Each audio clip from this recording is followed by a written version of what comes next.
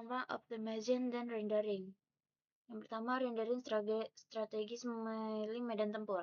Dalam arsitektur web modern, keputusan paling fundamental yang mempengaruhi performa adalah di mana dan kapan HTML dibuat. Strategi default dari single page application seperti React adalah client-side rendering. Dalam CCR, server hanya mengirimkan halaman HTML kosong atau kertas putih yang berisi satu tag, div ID route, dan sebuah file JavaScript raksasa. Browser pengguna kemudian harus mengunduh JS tersebut, mengeksekusinya, mengambil data dari API, dan baru kemudian menyusun tampilan. Kelebihannya adalah navigasi antar halaman sangat cepat setelah load awal, namun kekurangannya sangat fatal untuk SEO dan performa. Awal pengguna melihat layar putih atau blank screen selama beberapa detik, dan robot mesin pencari seringkali kesulitan mengindeks konten yang belum ada di HTML awal. Ini seperti membeli perabot IKEA, paketnya ringkas, tapi kamu harus merakitnya sendiri di rumah sebelum bisa dipakai. Sebagai antitesis dari CSR, kita memiliki server-side rendering, metode tradisional yang dihidupkan kembali oleh framework modern seperti Next.js.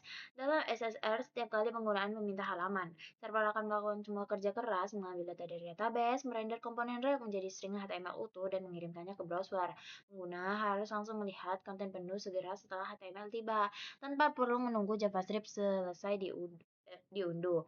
Ini memberikan nilai face content full paint yang sangat baik dengan CLI yang sempurna. Namun CSR membebani server karena harus memproses setiap request secara real time, yang bisa menyebabkan time to first byte TFTFB menjadi lama jika server atau database yang sedang sibuk. Ini seperti memesan makanan di restoran. Kamu duduk manis, tapi koki di dapur bisa kewalahan jika pemesanan mabuk.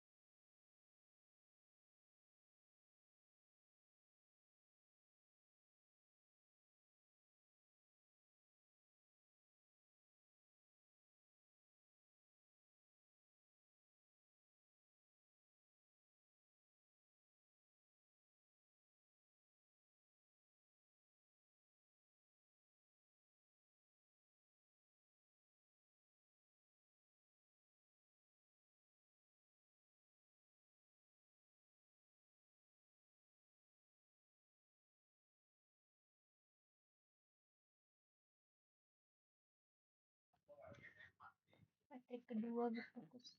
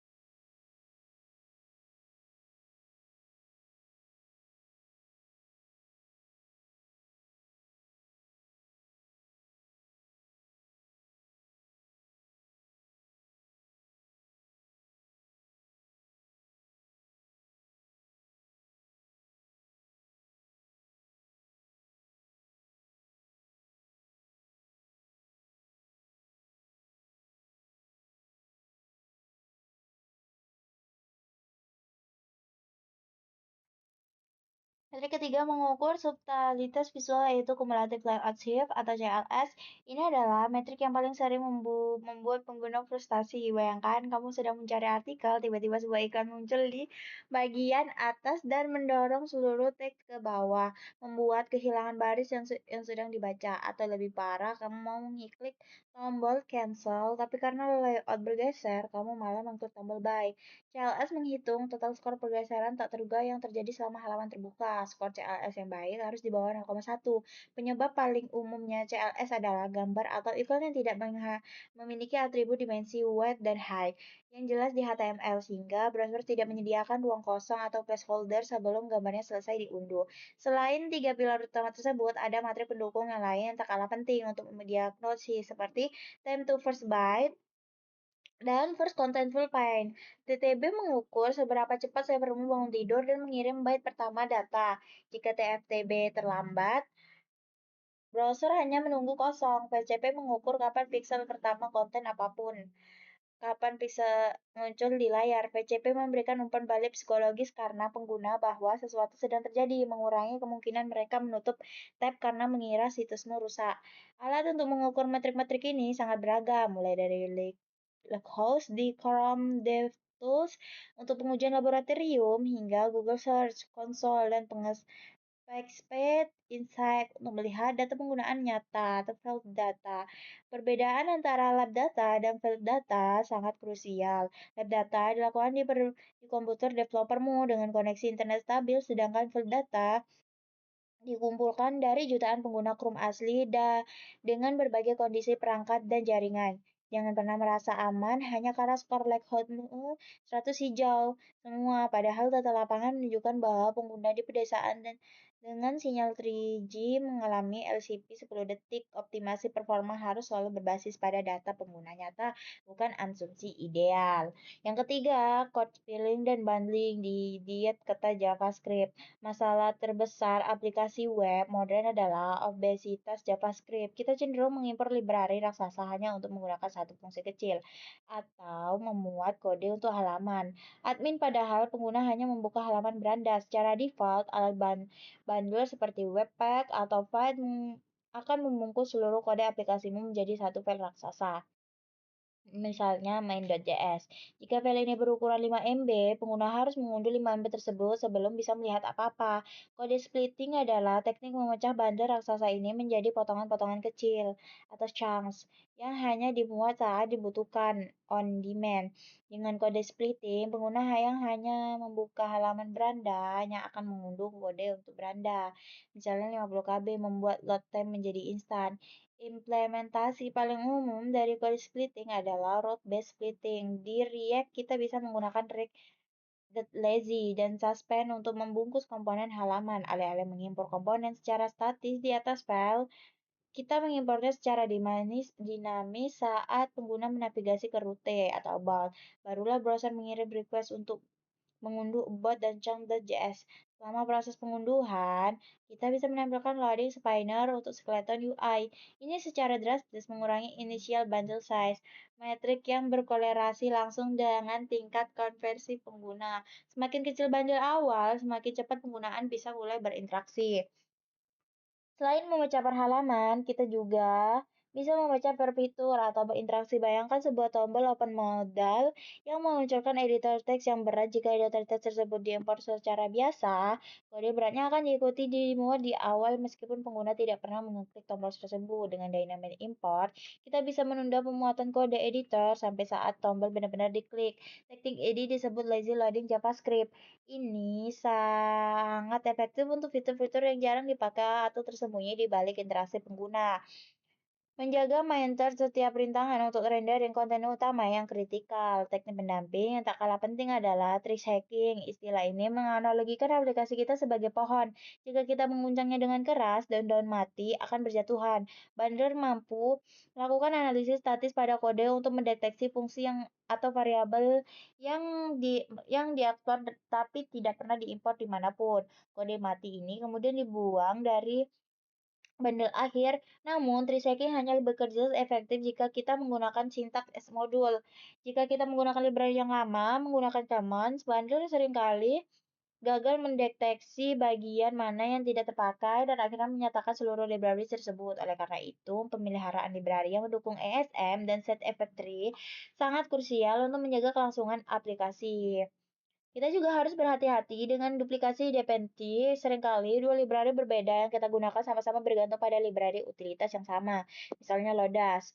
Tapi dengan versi yang sedikit berbeda, akibatnya bundle mungkin menyertakan dua versi Lodash dalam bundle akhir, memboroskan ruang. Alat analisis seperti Webpack Bundle Analyzer atau Source Map Explorer sangat wajib digunakan secara berkala. Alat ini memvisualisasikan isi bundlemu dalam bentuk peta kotak-kotak. Kamu akan sering terkejut menemukan bahwa separuh ukuran aplikasimu ternyata dimakan oleh satu library icon yang kamu impor secara salah. Audit rutin ini adalah bagian dari kebersihan digital yang harus dijaga oleh setiap arsitek front-end. Yang keempat, ada kitchen strategi seni menyimpan kenangan. Sebaik-baiknya optimasi kode, request jaringan tetaplah operasi yang paling lambat. Strategi terbaik untuk mempercepat request adalah dengan tidak melakukan sama sekali. Disinilah cacing berperang. Lapisan pertahanan pertama adalah browser cache. Melalui header cache control, server tidak memberi tahu browser simpan file logo.png ini selama 1 tahun. Jangan minta lagi ke server. Untuk file JavaScript dan CSS, kita biasanya menggunakan teknik fingerprinting. Ini memungkinkan kita menyetel waktu cache selamanya atau immutable. Jika kita merilis versi baru aplikasi, nama filenya akan berubah menjadi main x9y8j7.cs sehingga browser otomatis mengunduh file baru dan tetap menyimpan file lama yang tidak berubah. Strategi ini disebut cache busting. Lapisan kedua adalah CDN. CDN adalah jaringan server yang tersebar di seluruh dunia. Jika server aslimu ada di Jakarta dan penggunaan ada di London, latensi jaringannya bisa mencapai ratusan milidetik. Dengan CDN, file statis atau gambar JS dan CSS disalin ke server Edge di London. Penggunaan London akan mengunduh file dari server London terdekat dengan latensi super rendah. CDN tidak hanya mempercepat pengiriman aset, tetapi juga mengurangi beban server aslimu secara drastis karena mayoritas request ditangani oleh CDN. Konfigurasi CDN yang tepat, termasuk aturan invalidation saat deploy, adalah skill wajib infrastruktur. Untuk data API yang dinamis, kita bisa menggunakan strategi style while rival that yang sudah dibahas di bab manajemen stat. Namun kali ini diterapkan di level HTTP cache header cache control. Ini menghasilkan CDN untuk melayani konten lamanya yang masih ada di cache. Sambil secara diam-diam mengambil konten baru dari server, di latar belakang pengguna mendapatkan respon instan dari cache CDN dan cache tersebut diperbarui untuk pengguna berikutnya. Ini adalah teknik yang sangat ampuh untuk API publik yang datanya tidak harus real time detik per detik seperti feed, berita, atau daftar produk. Di sisi aplikasi klien, kita juga menerapkan service workers untuk caching tingkat Lanjut, yang merupakan fondasi dari PWA.